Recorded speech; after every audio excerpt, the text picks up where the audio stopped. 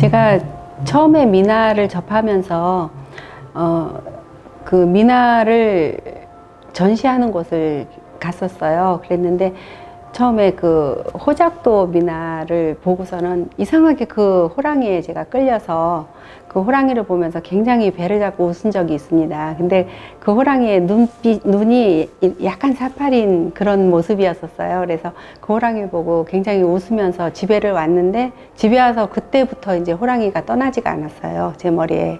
그래서 그 이후로 제가 미나를 하면서 호랑이를 좀 그려봐야 되겠다라는 생각으로 호랑이를 찾아 그렇게 다녔습니다. 그래서 그 이후로 제가 호랑이를 그리게 되었습니다.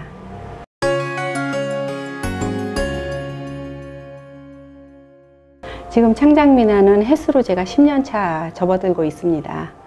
그래서 창작미나를 하면서 제가 이 호랑이를 처음 시작을 했고, 호랑이에 대한 이미지를 디자인화해서 그리는 작업을 지금 하고 있습니다.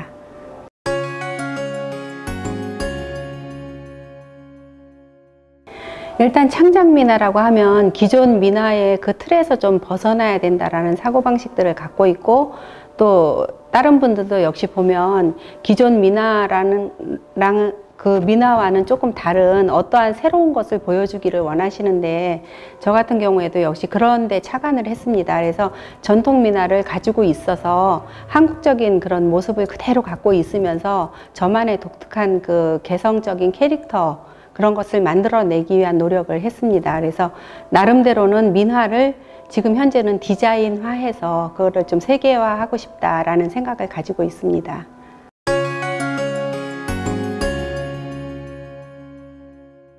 일단은 창작미나라는 것 자체가 우리 한국적인 것을 기반을 두고 있기 때문에 그 미나에 대해서는 사람들이 보통 서민이 그린 그림, 또 서민이 좋아하는 그림이라고 생각하니까 그 미나에 대한 거부감도 또 없고, 또 친근감 이런 것이 있지 않습니까?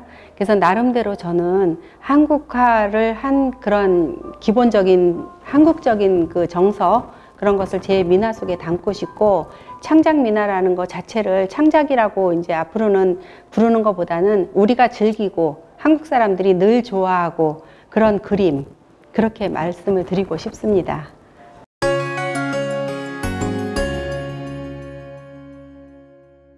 일단 제 작품을 가지고 창작미나에 대한 것을 좀 제 나름대로의 해석으로 설명을 드리고 싶습니다. 그래서 모든 분들의 창작을, 미나를 가지고 창작을 하시는 게 꼭 제 의견처럼 그렇지는 않지만, 저는 제가 작가로서 제가 생각하고 있는 부분의 창작에 대해서 말씀을 드리겠습니다. 이 작품을 보면 제목이 세 가지 즐거움이라는 제목을 갖고 있습니다. 이것은 제가 올해 연초에 대학원에서 이제 그 석사 학위를 한국의 혁필을 하라는 제목을 가지고 논문을 써서 석사 학위를 받았는데요.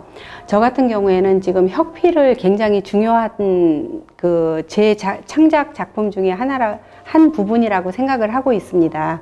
그래서 여기에 보시면 용하고 그 다음에 이런 글자들하고 그 다음에 이런 문양들은 제가 혁필을 가지고 혁필 기법으로 여기 미나와 접목을 시켜서 작품을 만들었습니다. 이 스토리를 좀 잠깐 소개를 하고 싶은데요. 지금 예전에 보면은 용과 호랑이는 서로 용호상박이라 그래갖고 서로 싸움을 하지 않습니까? 근데 저 같은 경우에는 용과 이 아빠 호랑이가 친구예요. 그래서 세 가지 즐거움 중에 하나인 벗이 멀리서 있어서 오면은 즐겁지 아니한가 하는 그런 부분을 여기서 나타냈는데, 이 용 같은 경우에는 좀 일찍 결혼을 했어요. 그래서 자녀들이 이제 다 컸어요. 그래서 자녀들이 읽던 책을 가지고 여기 지금 자기 친구의 아이들한테 전달을 해주기 위해서 하늘나라에서 책을 들고 내려와요.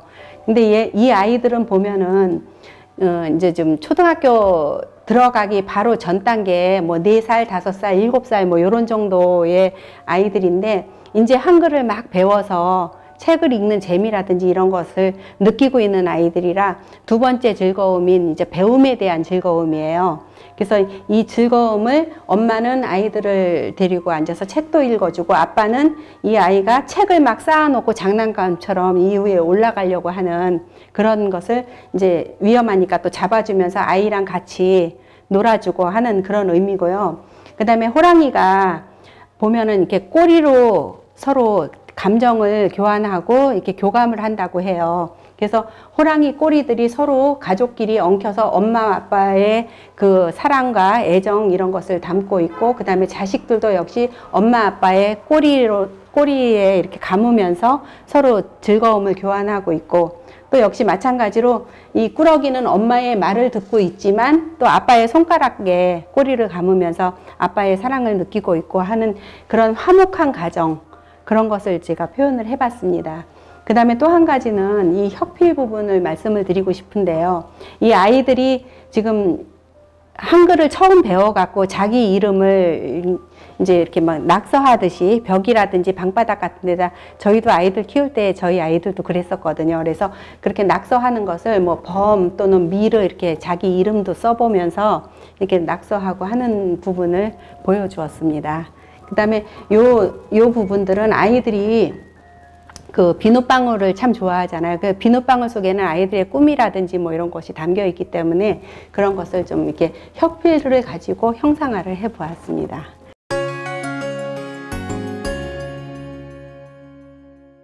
이 작품은 1월 오봉도에서 창안을 한 작품입니다. 그래서 보면은 일과 월이 있습니다. 그리고 오봉이라는 것은 이제 이러한 작품이 5개가 모이면 오봉이 되는데, 일단은 제가 이번 전시에는 2작품만 가지고 나왔습니다. 그래서 보시면 이 지금 봄범 시리즈라고 해서 이게 봄범 1, 봄범 2가 되겠습니다. 그리고 요거는 문자도와 결합을 했기 때문에 신문자도이기도 하고 신호작도이기도 합니다.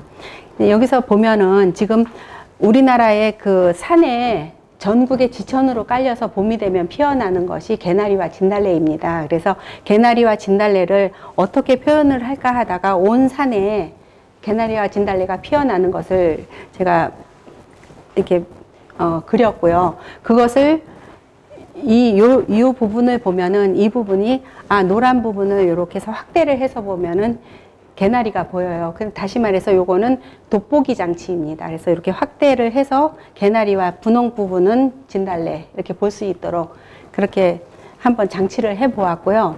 그 다음에 이 산을 보면 이 산에는 지금 달밤인데 서울의 달이라는 그 연속도 있듯이 서울의 달은 참 아름답습니다. 그래서 이 산을 보면은 이 산 전체가 사실은 요거 하나로서 남산이 될 수 있습니다.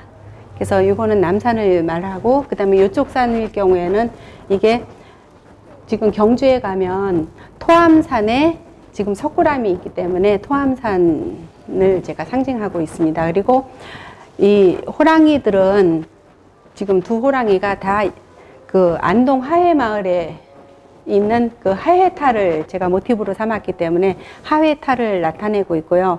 요 탈들은 지금 또 그 양주 별산대놀이에 나오는 그 탈들을 제가 호랑이화해서 호랑이 작업을 해서 그린 작품들입니다.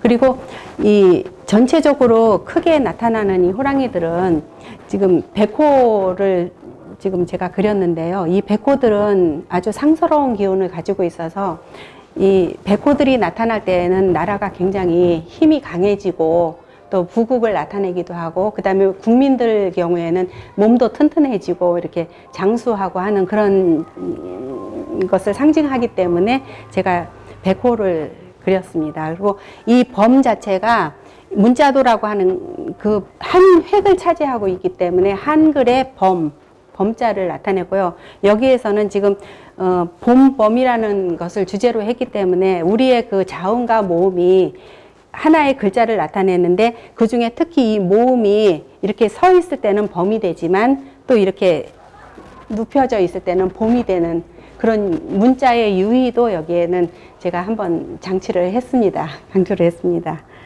네, 그래서 예. 앞으로 좋은 작품 기대하겠습니다. 네, 감사합니다.